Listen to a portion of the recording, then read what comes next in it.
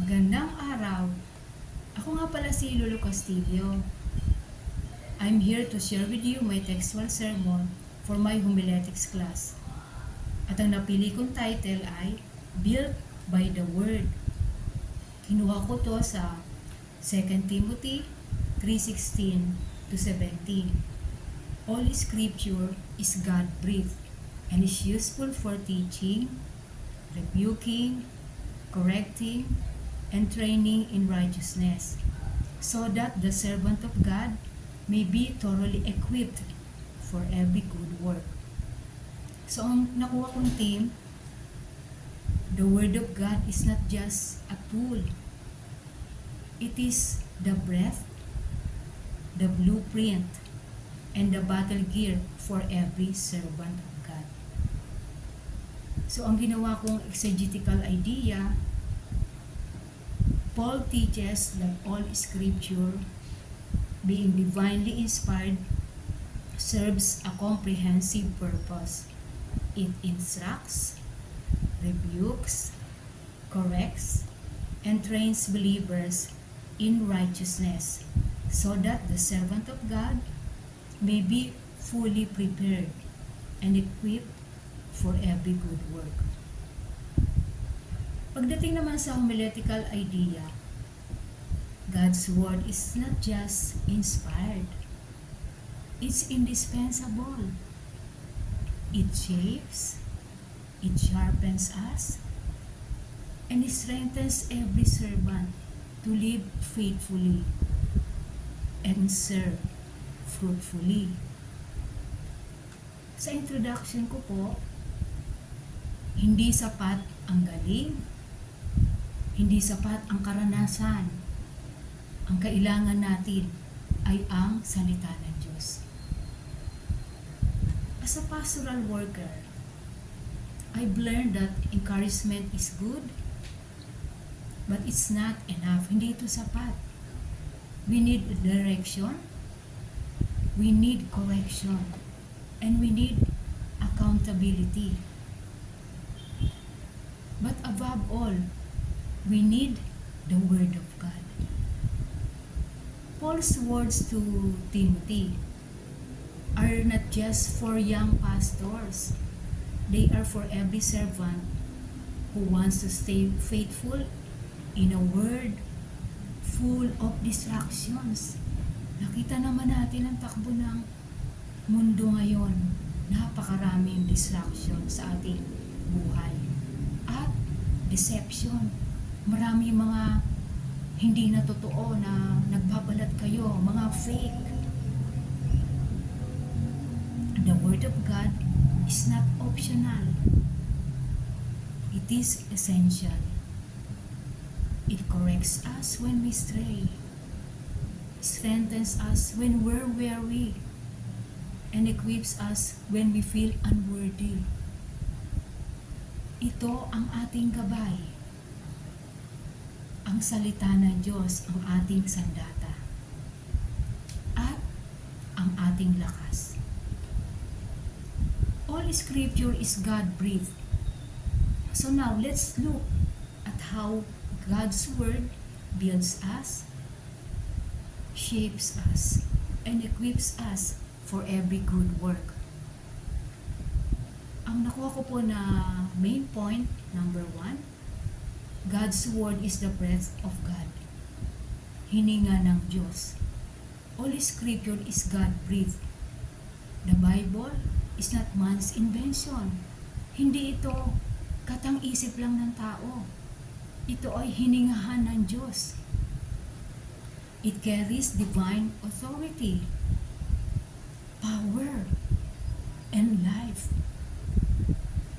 When we open the Word, we're not just reading, we're receiving the breath of God in our spirit.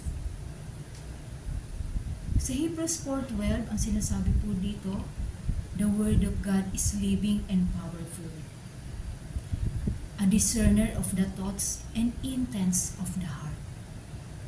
So buhay, makapangyarihan ang salita ng Panginoon. Application to point number 1. huminga tayo ng salita araw-araw.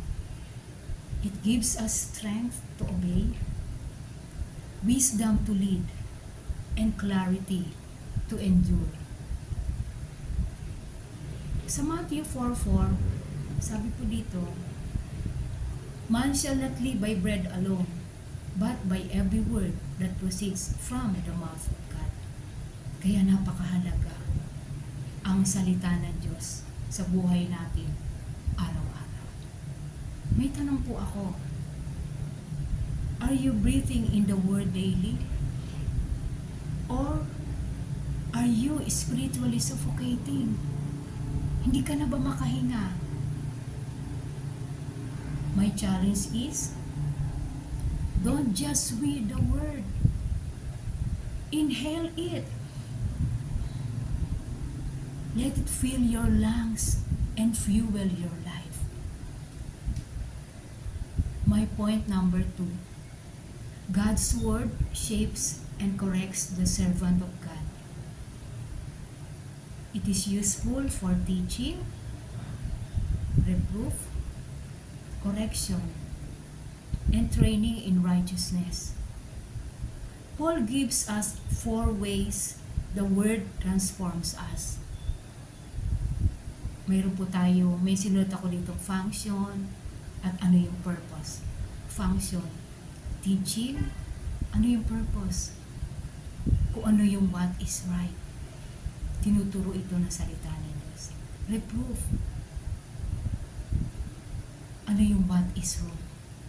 Correction, how to get right. Paano natin malalaman ang tama? Training o pagsasanay, how to stay right, kung paano manatili na mamuhay ng ayon sa salita ng Panginoon. Hindi lang pampalakas ang salita, ito rin ay para sa disiplina. We don't just need encouragement, we need discipline, direction, and maturity. Ministry without correction leads to pride or yung sinasabi nating burn out. Naririnig niyo ba to o ikaw mismo nagsasabi nito? But ministry with correction leads to growth and fruitfulness. Magiging mabunga tayo ng mga lingkod ng Diyos. In Proverbs 3:11-12 says, do not despise the Lord's discipline, because the Lord disciplines those He loves. Ibig sabihin, kaya tayo kinukorek, mahal pala tayo ng Panginoon. Ayaw niya tayo na mawala sa kanyang direksyon. My reflection to point 2, let the Word confront you. Let it humble you. Let it shape you. Masakit minsan ang pagtutuwid ng Diyos. Pero ito ay para sa ating ikakabuti. May tanong uli ako. When was the last time the Word corrected you? And did you listen? Pinakinggan mo ba? Sinagot mo ba ang Panginoon? Tinugon mo ba ang kanyang salita? My point number 3. God's Word equips you for every assignment, that the servant of God may be thoroughly equipped for every good work.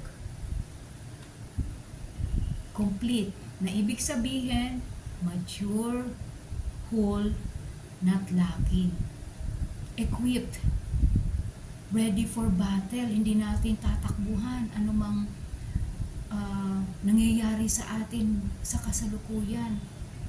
Kung ano mga hinaharap natin, hindi tayo mawawala sa direksyon ng Panginoon. And we are ready for the task. God doesn't just call you. He prepares you through His Word. In Ephesians 4:12 says, to equip the saints for the work of ministry, for the edifying of the body of Christ. My application to point 3, whether you're preaching, discipling, leading worship, or comforting someone in pain, you need to be equipped, not with clever words, not with charisma, but with God's truth. May tanong uli ako, are you preparing with the word or just performing with your gifts? Ang Panginoon pa ba ang nagiging center ng iyong paglilingkod? Ang salita ba niya ay nakikita? Reminder, gifts may impress, but only the word transforms. My conclusion, kung gusto mong manatiling tapat sa tawag mo, manatili ka sa salita ng Diyos. The Word is your breath, your compass, your training ground, and your armor. Let's be servants who are shaped, corrected, and equipped by Scripture, daily, deeply, and faithfully. Let's commit today to be built by the Word. Not just informed, but transformed. Not just inspired, but equipped. So, sundin po natin ang salita ng Panginoon, sapagkat ito po ang tunay na kailangan natin. For God's Word is our final authority in our life. Wala na pong iba. Let's build by the Word